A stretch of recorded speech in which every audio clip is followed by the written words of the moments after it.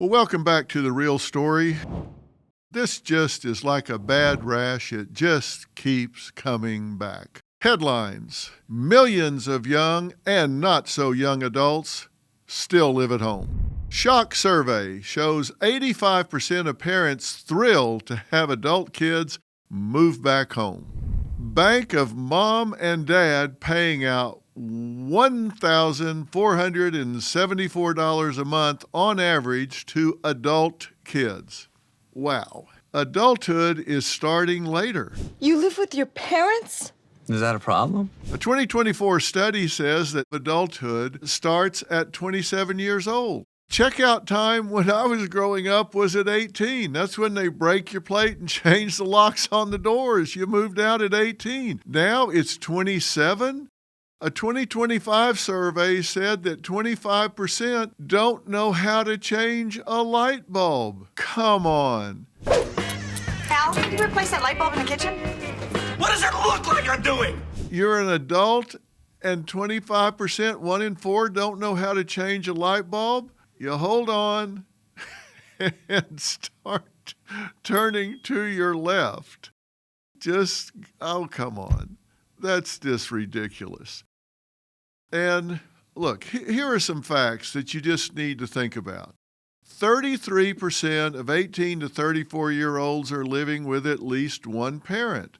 And a Harris poll, and this is 2 years old, so you know it's getting worse. A 2023 Harris poll said that 45% of 18 to 29-year-olds are with their parents. That's almost 1 in 2. That's an 80-year high. And 58% of those have always lived at home. Always. They never moved out. And as I said earlier in one of the headlines, 85% of the parents were delighted if their kids moved back home.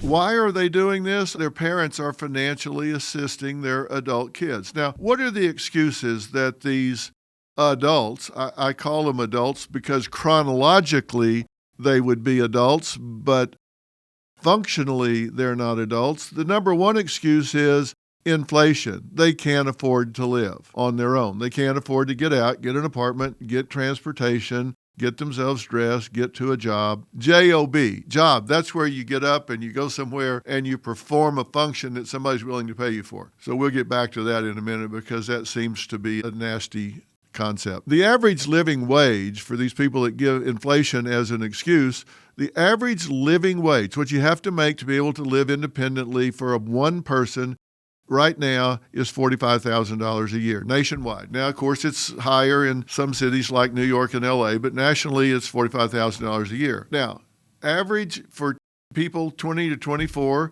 they're making $40,456 a year. So that's less than the living wage. If you're 25 to 34, they're making $57,500 a year. Okay, so you say, well, there you are, Dr. Phil, so they're not making enough to live on their own. Well, get a roommate. Do you really think this is fair? Oh, I do not. I was promised a private suite. But thanks for asking. You don't have to have your own place. Get a roommate. And the roommate doesn't have to be your mother. Excuse 2 is unmanageable housing, rent prices. But like I said, get a roommate. The average 2-bedroom costs $1,836 a month. Okay, that's $918 a month if you split it in half, so only $11,000 a year. Get a roommate that isn't your parents. Excuse number 3, it gives the ability to save for home ownership. That's a myth. Do you think these adults living at home are saving their money to buy a house? They're not. Statistics show that it actually lowers the chance of becoming homeowners within a decade. They're not saving their money because, let me tell you why. They get lazy. They sit at home, they don't pay their own bills, so they take all their money and they use it going to concerts or taking trips or buying the clothes that they want. They're not even helping their parents pay their bills. Excuse number 4, it's a generation battling anxiety at a historic rate, and that is true. Well, I wonder why. The world is a very dangerous place, Luca. Let's take a look at the effect of overprotective parents. Overprotective parents have adult children that have a higher risk of anxiety and depression. They have low independence. They have low self-confidence. They experience separation anxiety. You know, that's something that we see with children that are 2 years old. It's the terrible twos. They experience separation anxiety. They have a decreased sense of competence, dependency on their parents. Now let's talk about why that is. Do you know how you form your self-image? You know how you form your self-esteem? The same way you form opinions of other people. Think of somebody in your life that you know. Maybe somebody you work with. I'm speaking now to those of you who bother to work. That would be the parents that are paying for your kids. Think of somebody at your work or your office that you have an opinion of. Maybe somebody that every time you get to the office, they're already there. They've unlocked the place, they've turned on the lights, they've put the coffee on, they've started the music playing if you have music at the office. They're just there every day. You can set your clock by them. How do you know that? Because you've observed them across time, and you know that they're reliable, they're dependable. And so based on your observations of them, you attribute those characteristics to them. Well, guess what? That's how you form your opinion of yourself. You watch what you do out in the world. You watch yourself overcome obstacles. You watch yourself get knocked down, get up, dust yourself off. I get knocked down, but I get up again. You're never gonna keep me down. And continue on. And so you say to yourself, hey, I got knocked down. This kind of people's down he goes! Didn't kill me. I got up, dusted myself, and went on. So you attribute to yourself the trait or characteristic of having the ability to face adversity and overcome it.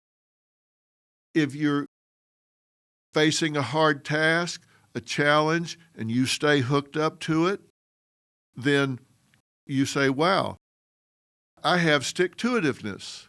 I've seen myself not give up.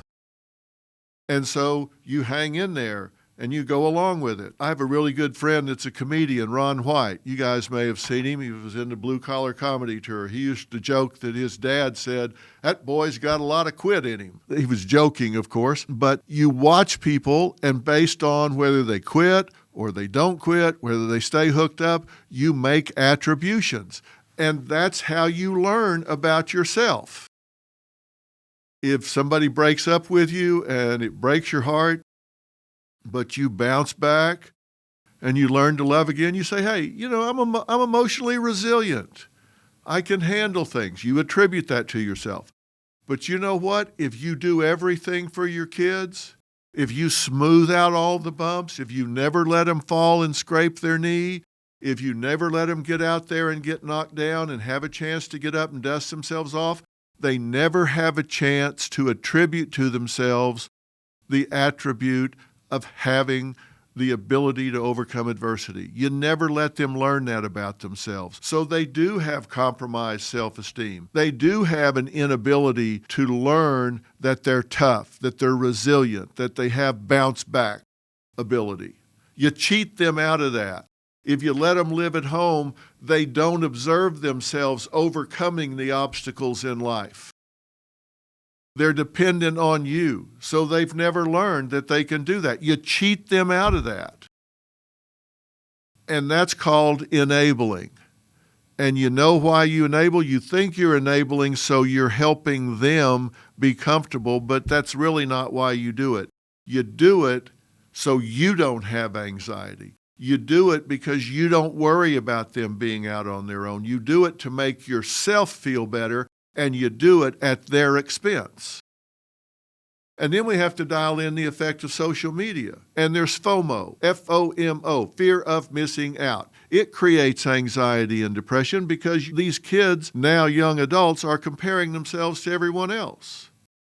And they go, wow, I'm missing out. I'm not participating in all these things others are doing. They're not doing it either. Most of that's fake. It's phony. It's staged. We're seeing increases in ADHD, OCD, BPD, which is borderline personality disorder, problems with literacy and social interactions because they're living on a 2-inch screen on their phone looking at that. Nothing great ever happens on a 2-inch screen. So it's just delaying adulthood. They're living here instead of getting out there and attributing things to themselves. They lack essential life skills. They don't know how to do financial management. They don't know problem solving because they don't do it. Their dependency allows them to erode any confidence they have and not develop self-sufficiency. Now, if you are a young adult, you're cheating yourself. The bigger worry is how this is going to affect our society in the future. How competitive are we going to be when we have a generation that's being isolated from failure? I've talked about the 10 working principles for a healthy society, and one of those is don't reward bad behavior or support conduct you don't value. When you're allowing children to stay home and be children when they're chronologically adult, you're rewarding bad behavior.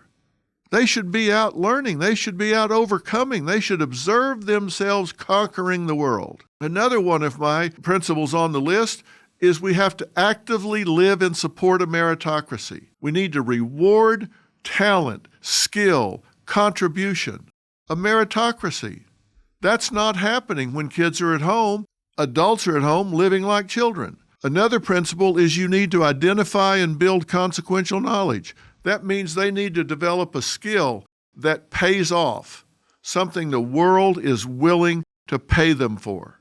What's their consequential knowledge? What skill do they have that they can sell to the world? That's so important. That's so important. They think they're safe and free from harm or risk. Not really. They want to be secure from threat or danger, harm or loss. Not really. They're just hiding. Those aren't the things that are really going on. These young adults need to get out into the world.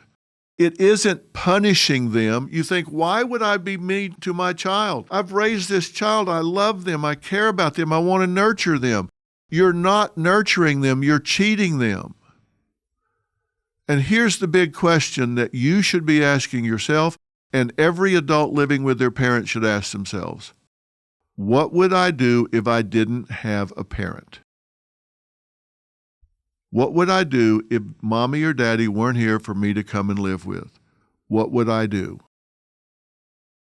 And if the answer is, I don't know, I would be at a loss.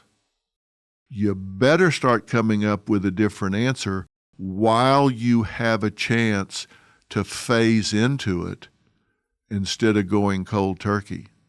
Start answering that question now, because that's coming. It's just a matter of when. Start figuring that out while you can phase into it instead of finding yourself out on the curb alone all at once. Because mommy and daddy, they're not going to be here forever. That's the real story. Wherever you're getting the real story, make sure you subscribe and follow. I'll see you tomorrow. When my sleep was off, it felt like I couldn't show up as my best self. That's why I'm so excited to share something that makes a real difference. Beam's Dream Powder. Beam is proudly founded in America and run by people who share our values, hard work and integrity, and delivering results. It's a science-backed, healthy nighttime blend packed with ingredients shown to improve sleep, so you can wake up refreshed and ready to take on the day. Dream is made with a powerful blend of all natural ingredients, reishi, magnesium, L-theanine, apigenin, and melatonin. Beam has already improved over 17.5 million nights of sleep, helping people across the country wake up and feel their best. Here's the deal. Beam is giving my listeners the ultimate Patriot discount of 40% off. Try their best-selling Dream Powder and get up to 40% off for a limited time. Go to shopbeam.com/Dr. Phil and use code Dr. Phil at checkout. That's shopbeam.com/Dr. Phil and use code Dr. Phil for up to 40% off. Support an American company, invest in yourself, and start getting your best sleep tonight.